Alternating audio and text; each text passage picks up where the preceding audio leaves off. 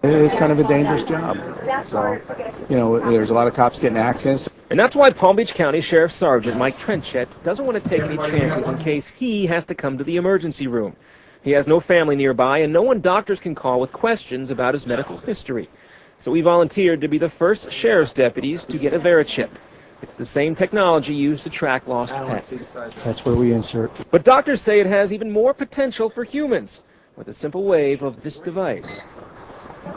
We now know everything about the patient from a standpoint of their medical history, the medicines that they're on, their allergies, potentially old EKGs, and so on, versus knowing nothing. Only patients and doctors can access the information kept in an encrypted database, and only the patient can change their medical history information. As you just heard, doctors say there are a lot of advantages to this little microchip, especially here in the emergency room, but there are still folks out there who say this is controversial and a microchip doesn't belong in a human being's body. 2 weeks ago, people demonstrated against implanting the chips in Alzheimer's patients. Other critics say putting microchips in humans is unethical and a sin. Still, Sergeant Trenchett says it helps him and other first responders feel safer while on patrol. Well, this medical device, if I'm unconscious or in an accident and come to the hospital, they can scan me and know all my medical history. I want to get the word out to the other cops about this chip that, hey, it's right here for us.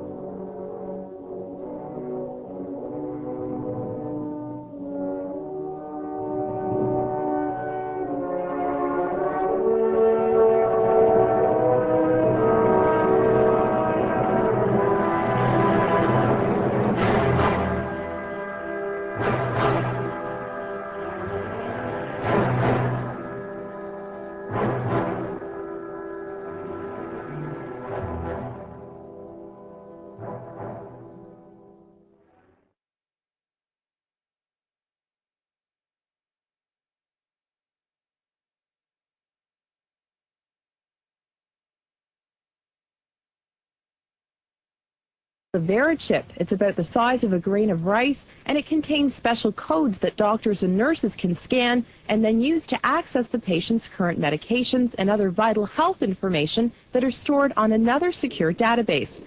Each chip contains a unique 16-digit number that, when scanned, connects doctors to an internet database that retrieves medical records instantly. It was originally used for tracking lost pets, but the FDA-approved VeriChip implants in humans.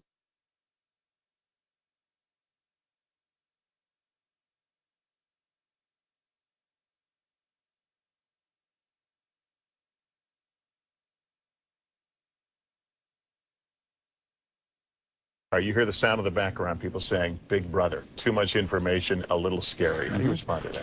Well, you know, it's interesting. I used to get that question a lot 2 years ago. Today, we've gotten it a lot less. In fact, the Attorney General of Mexico and some of his staff have received this chip for security purposes. And when the acceptance rate of the product goes up significantly like it has, some of the privacy concerns go down. But to answer your question directly, Lester, what most people are concerned with is the invasiveness of this, that it goes in your body. And as we know with pacemakers and other medical devices, that when people accept it for its applications and for its ability is when it'll work its way into society. It won't be tomorrow, it won't be next week, but 2, 3, 5 years from now, slowly but surely, it'll work its way into the mainstream.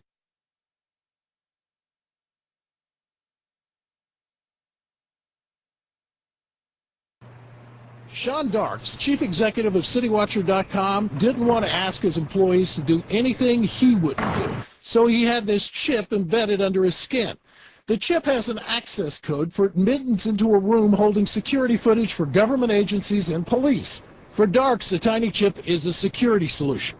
No IDs for employees to lose. They can't. It's right there in their arm.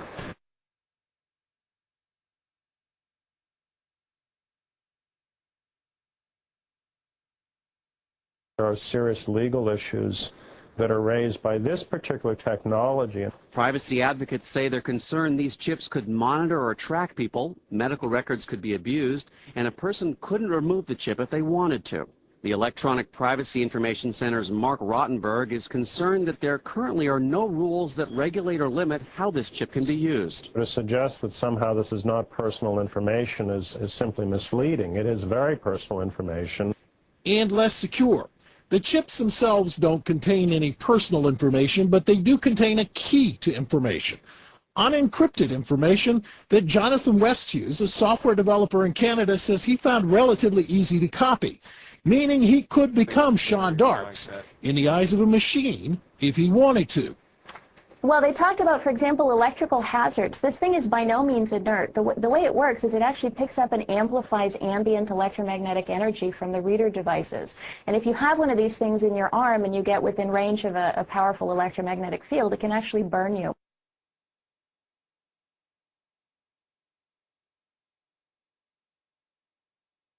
Well, actually, obviously, Secretary Thompson, it's an honor to have him on our board of directors. And as he stated all along, when the infrastructure is in place, he will get a chip. That could be 2050. Let me finish. We now have over 60 hospitals that have agreed to implement the system, so that time is nearing. Now, right? And I spoke with Secretary Thompson yesterday, and we believe it's in the very near future that he will get a chip and then appear on your show today. And you have a chip implanted. Is it underneath your right arm? It's in the right arm. You power up a scanner, and you simply scan the arm. And once you scan the arm, you'll see that the identification information. And on the laptop here you have it hooked up to, it says some number, but that doesn't. On the database about Scott Silverman, it'll have my driver's license information, it'll have medical information, it'll have financial information, and it'll have security information for ingress and egress into facilities. The critics would say, and I listened to it, and I'm trying to figure it out, but they use the "they" word a lot. Is there a vast RFID conspiracy out there that is they would say this is a slippery slope. This is the first thing. This is where you lull us into a false sense of security. We all get these things. And then the next thing you know, I don't know. It's making like Soylent Green. Like the Trilateral Commission, or the whole world gets taken over, like in Terminator 3 or something. Is anything? I mean, do we need to worry? There's no conspiracy, Joe. You sure? I'm sure. I'm looking at you. I'm looking at your eyebrow. It twitches when you say that a little bit. And I'm looking back at you. Come off.